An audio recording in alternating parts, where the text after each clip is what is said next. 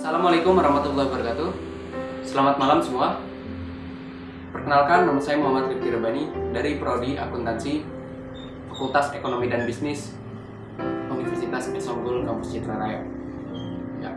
Jadi pada kesempatan di video kali ini saya akan menjelaskan sedikit seputar dunia fotografi, dari mulai definisi,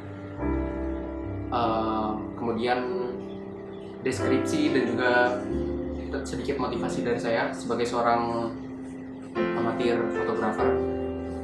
Ya.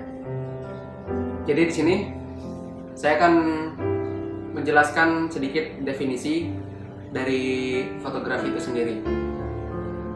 Fotografi menurut Wikipedia adalah proses melukis atau menulis dengan menggunakan media cahaya. Sebagai istilah umum, fotografi berarti proses atau metode untuk menghasilkan gambar atau foto dari suatu objek dengan merekam pantulan cahaya yang mengenai objek tersebut pada media yang peka cahaya.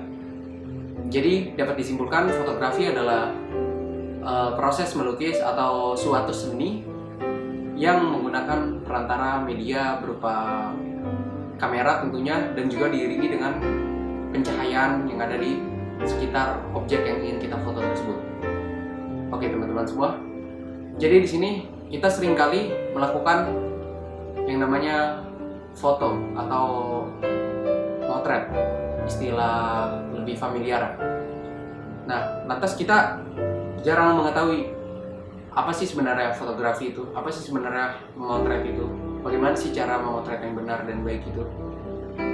Kita tidak pernah tahu bahwa fotografi itu ternyata sebenarnya ada ilmunya, ada seninya tersendiri, ada ilmunya tersendiri gitu.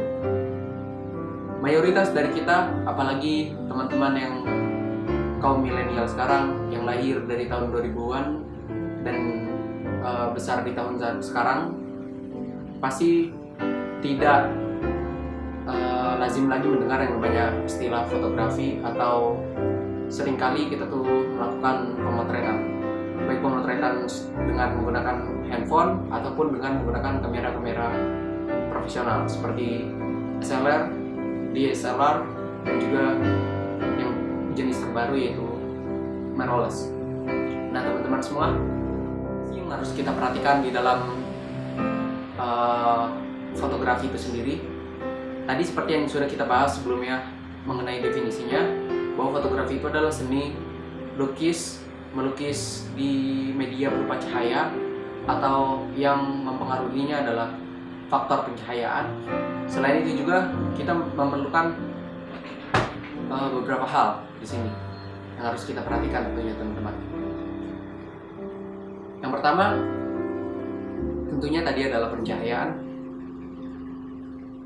Fotografi bukan cuman sekedar kamera atau media fotonya tersebut, namun kita juga perlu yang namanya mengetahui atau memahami bagaimana teknik pencahayaan yang baik dan benar. Kalau di dalam kamera-kamera digital yang sekarang seperti DSLR atau mirrorless, dan bahkan kamera-kamera handphone sekarang pun, Anda semua sudah dapat yang namanya memainkan atau menggunakan teknik berupa pencahayaan, yaitu yang biasa dikenal dalam istilah fotografi adalah segitiga exposure. Kedua tentunya adalah objek.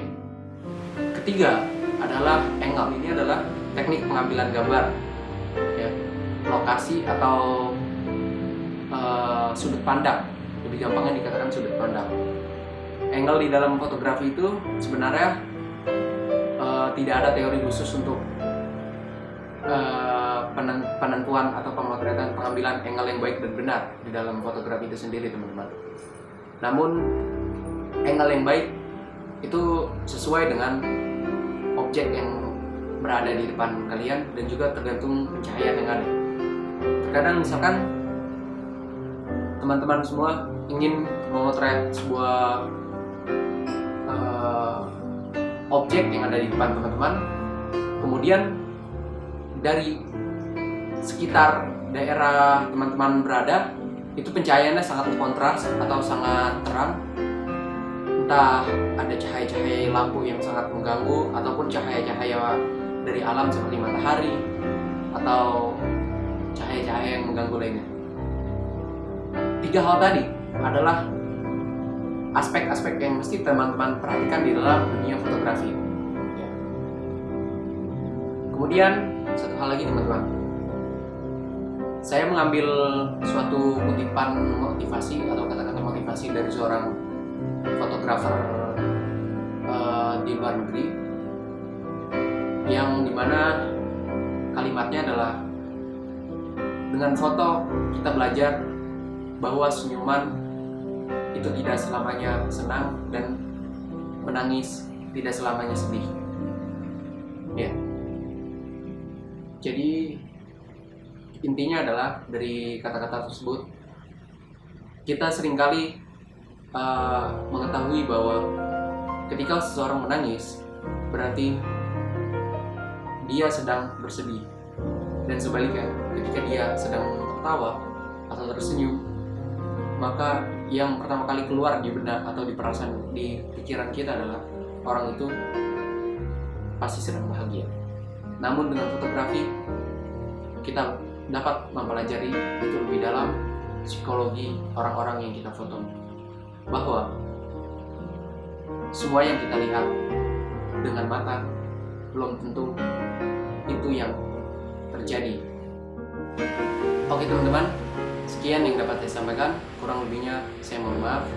Wabillahi taufiq wal hidayah. Wassalamualaikum